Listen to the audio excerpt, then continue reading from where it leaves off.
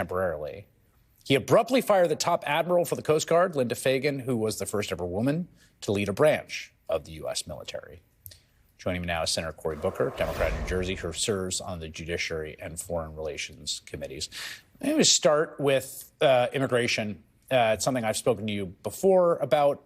You represent a state with people from all over the world. And just how you are thinking about both the slew of executive orders for the president and legislative developments that have happened in the Senate about, are you looking to make common ground with Donald Trump? Do you think the referendum of the voters means you're on the wrong side of immigration? You got to go to his side? Do you think resistance by any means necessary? Where are you at?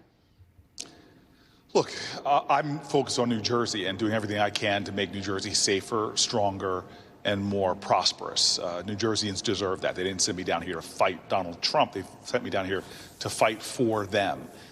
But when Donald Trump is doing things that are going to hurt New Jerseyans, like taking away their state and local tax deduction like he did in his last tax scam, if he's going to do things that are going to make their expenses go up like he did with some of his executive orders, or actually increase the prices of prescription drugs. His executive orders in those last 36 hours will actually make it harder for people to enroll in the Affordable Care Act after having this boom of people getting health insurance. He is taking action after action that is not delivering on his promise. Where is the lowering of grocery prices? Where is the making health care more affordable? Where is making housing more affordable? Where is pushing inflation down? No, he is doing things, even in the immigration space, that are not going to make us safer. We all believe we need to get violent criminals from any background off of our streets. But the legislation he pushed and the tactics he's taking are actually going to suck away resources from our federal government that are needed to investigate the most dangerous people and make them target children at schools, make them target dreamers and others, sending fear and insecurity throughout communities like mine. We need to come together in a bipartisan way and do the common sense things that make us safer, stronger, and more prosperous. He is not doing that. You just said we all want to see violent criminals off the streets, and I think that's generally a consensus view, but I don't think the president agrees with that. The president of the United States released violent criminals, and this is not hyperbole and this is not editorializing. I am just stating what happened. The president of the United States, on his first day in office, affirmatively, it wasn't like a thing he had to do, released many violent criminals, including the man that assaulted the police officer I just spoke to, onto the streets. So if there's a consensus about that, I don't think it includes Donald Trump. No, it's worse than that, Chris. It's so much worse than just that. It's worse than that because he's basically saying, if I incite you to riot, if I don't get my way, if I lose in the democratic fashion, I'm going to send you to do things that are anti-democratic. And if you attack the Capitol, if you stop the peaceful transfer of power, if you stop the workings of Congress, if you attack violently police officers with stun guns to the neck, with batons to the head, if you crush spines and skulls, then I am going to, don't worry about it, you're doing it in my name, for my benefit, I'm just going to pardon you. What he is doing right now is creating a pretext for more political violence in our country in his name. And that is terrifying. That is what extremists in other countries do.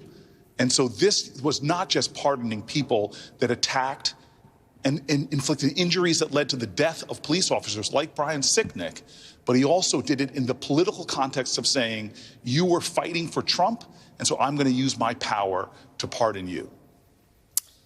I want to give you a precedent or a moment from history and ask you how much you think it applies here. Because I've been thinking a lot about 2003 and the vote for the Iraq War. And there were lots of Democrats who thought it was politically the right thing to do, and they weren't even wrong. It probably was a case that a majority of the country wanted to go to war in Iraq under the false pretenses. It later proved both substantively and politically disastrous. And I just wonder how much Democrats are thinking about that moment as they look now in the aftermath of an election that Democrats absolutely did lose at the highest level, President, and the agenda that this administration is going to come through, and how much you think about that.